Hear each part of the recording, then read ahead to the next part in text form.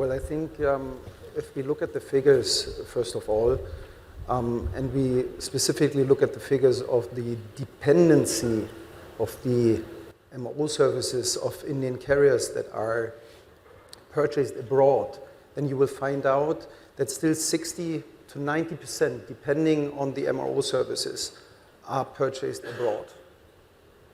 That is massive. Obviously, if you look into line maintenance, those services are not massively purchased abroad, but all the others. And that's why I think we also have to distinguish when we talk about MRO services. It's not like one MRO service. We probably have to look at airframe maintenance, we have to look at component maintenance, and we have to look at engine maintenance. And given the fact that still 60 to 90% are purchased abroad, that is obviously something very attractive for foreign MROs to look into India right now. Not only reflecting the numbers of aircraft orders that we've seen in the recent weeks, but also in the past, India was always an attractive market to look at. We have been here for years. We are here now with close to 600 people, but we want to extend our footprint here in India. And we want to further grow. However, I also believe is that the market, looking at those three different pillars, looking at airframe maintenance, looking at engine maintenance, and looking at component maintenance, are totally different. Right? If we look at component maintenance, you need size, scalability, and you need basically economies of scale to run a component MRO profitably. That trend will even accelerate with the flip over in the aircraft structure, in the fleet structure the airlines are operating, with the induction of all those next generation aircraft, and the imposed restrictions of the OEMs by having restricted access to IPs and paying additional license fees. So that makes component MRO a way more complex business model than running an airframe maintenance, where you can basically just buy a maintenance hangar, get some additional staff, get the qualifications, get the approvals from the national authority, and then you are up and running. You are in the driver's seat, whereas for engine MRO, as well as for component MRO, you are heavily dependent on collaboration with OEMs. Having said that, 1,400 airplanes in the future, what we've listened yesterday to, with double-digit MRO growth rates. Obviously, it's the market to be, right? And that's why we are also heavily exploring options how to extend our footprint here. Will we do that alone, or are we going to look into partnerships? I think that is an open question, but I think it's not a question whether India will be the spot to be in Asia Pacific, if not in the world. If you look at airframe maintenance and the demand for slots right now, there's a huge increase of demand. If you want to secure your slot, you need to plan well in advance. And if you do not, and same applies for parts that are required for those maintenance events, and you purchase those parts then ad hoc at the very last second, you miss out options to buy parts cheaper in advance. And that drives costs. So it's all about planning, planning, planning. And there are probably ways today with increased level of digitalization where you can improve the planning. There are different platforms available. We also have one. But that will certainly drive the element of reducing or keeping costs at a reasonable level in the future. Well, to be honest, there was no magic. We were only delivering what the customer wanted. The customer, especially the Air India, which was heading for disinvestment, was pretty aggressive in getting the aircraft service back to service. And last 2 years, whatever was the accumulated maintenance for last 5 years has been performed in last 2 years. Right. In fact, even post disinvestment, I can say is at least 15 aircraft have been revived, which have been grounded all these years. So there was only two options. One was that the airlines kept spending every year. We would not have had such a healthy top line, or we would not have accumulated losses as well. It's basically the revenue which could have been earned over the last 5 years is getting earned accumulated in these 2 years. It- We have highly underutilized our capability in all these years. We have 20 odd hangars. I really do not know how many international MROs have these many hangars. To be having these many hangars, until unless all 20 are working 24/7, we have surplus capability and surplus capacities. We can see that Indian airlines are spending much more than global average on maintenance. Second, very important statistics which is coming out is, these days aircraft are much more reliable than what they used to be 20 years back. So in case the aircraft is more reliable and doesn't require maintenance, where's the money going? Now this is where the presentation was not coming up. The airframe maintenance part, that is the line maintenance and even the small base maintenance, it's becoming easier day by day because aircraft are much more reliable. What's happening is the money going into engine and component maintenance. And most of this money is going abroad. As far as airframe maintenance, the line maintenance and base maintenance is concerned, there are multiple MROs in India, and unfortunately we are competing on prices. As far as the engine and component maintenance is concerned, it requires major investment upfront, and until we do it, we will continue to bleed. As a country, as all the airlines in India will keep bleeding. In India, at least 50 schools are churning out aviation students every year. And each school, to my guesstimate, is 100 students. That makes it 5,000 budding technicians and budding aircraft maintenance engineers every year. Now, let's go where the catch is. Again, these schools are producing engineers and technicians for aircraft maintenance, that is airframe maintenance. The catch lies again is in engine and component maintenance, which can only happen generically because the person has to be trained in a shop which is already doing this function. My organization, at least we have a presence in these. We are having maybe last few years of capability left with us.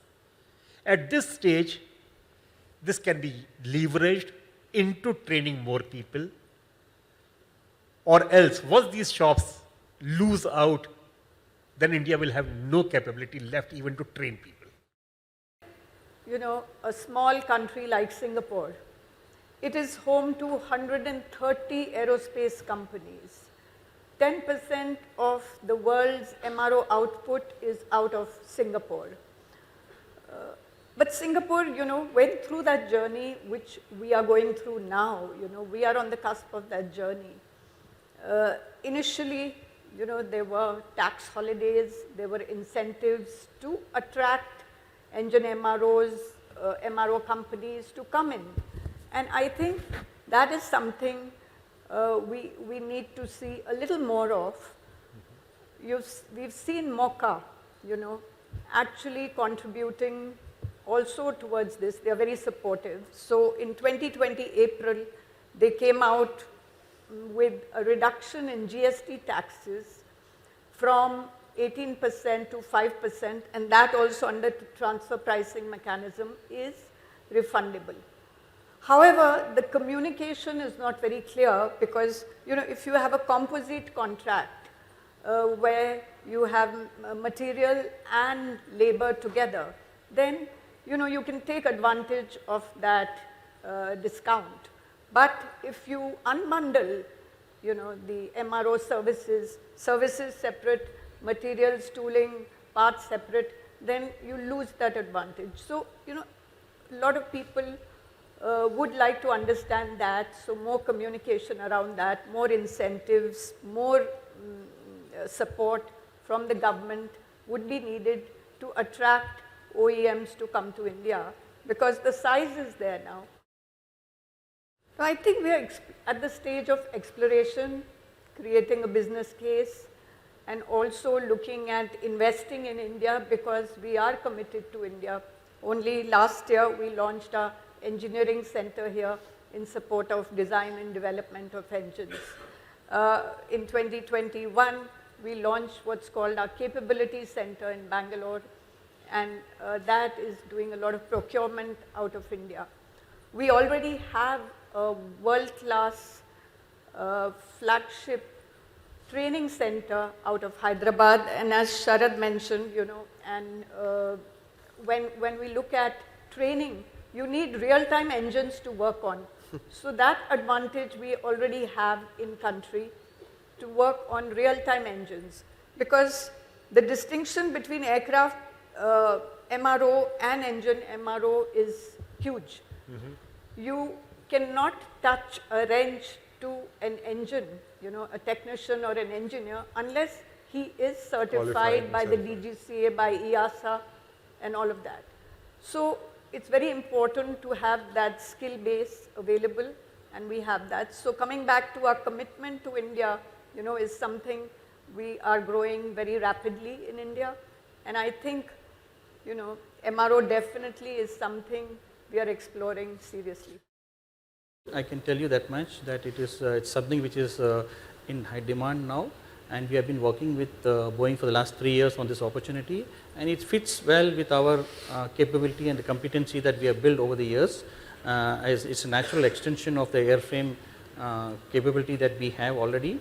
So we are committed to be an outsourced partner for Boeing, and currently I have committed one line, and we have the requirement and scalability to scale it for multiple lines. So it's expected to be operational in about 12 months time. 12 months time.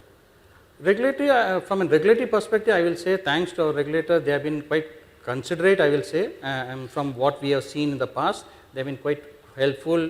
We have aligned our regulations with EASA, so that's a big plus for us to even when we talk to foreign, it's the same standard in that way, but there are some deviations and some differences are still there, but I'll say that okay, we must give it to them, they must get that confidence with the industry. Yes, you can live up to that level of autonomy and, you know, independence. So I think they will evolve, and that needs to evolve, and also I will say that in the long term, with the explosion of growth in aviation, it will be a good positive where if we can get the DGCA currently into an authority level where it becomes more professional, more agile to meet the requirements. Right now it's a little different, but we must give to them. Time takes some time, but they are mature enough. I'm sure it is currently it's been supported by the regulator, and I see this trend going forward also.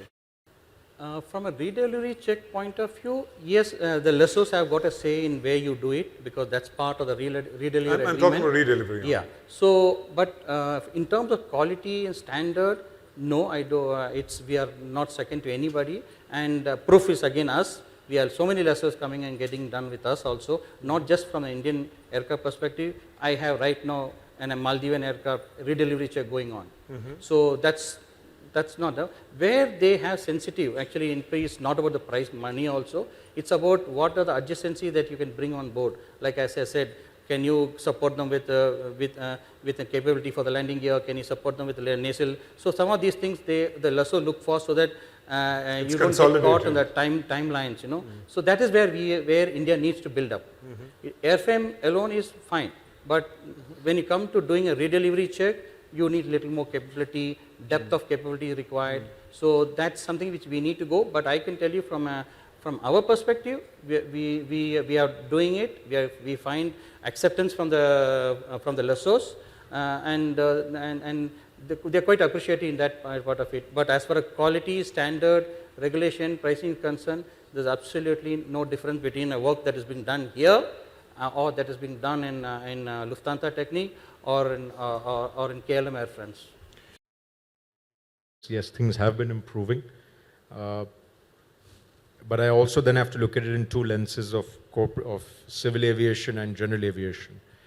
Civil aviation is and in our case, since we're only doing airframe, and we have one kind of aircraft now, it's much simpler. In general aviation, where we're doing 28 different platforms, we're doing line-based heavy checks around the country. And even within those platforms, there are intricacies, because ultimately it is like buying a personalized car. We might be considered the most complex organization for DGCA, alongside probably Air India Engineering. That, on the other hand, half my quality and regulatory staff have to sit alongside the regulator on a day-to-day basis if we have to get our work done. Otherwise, it's not possible. Whereas in civil aviation, completely different.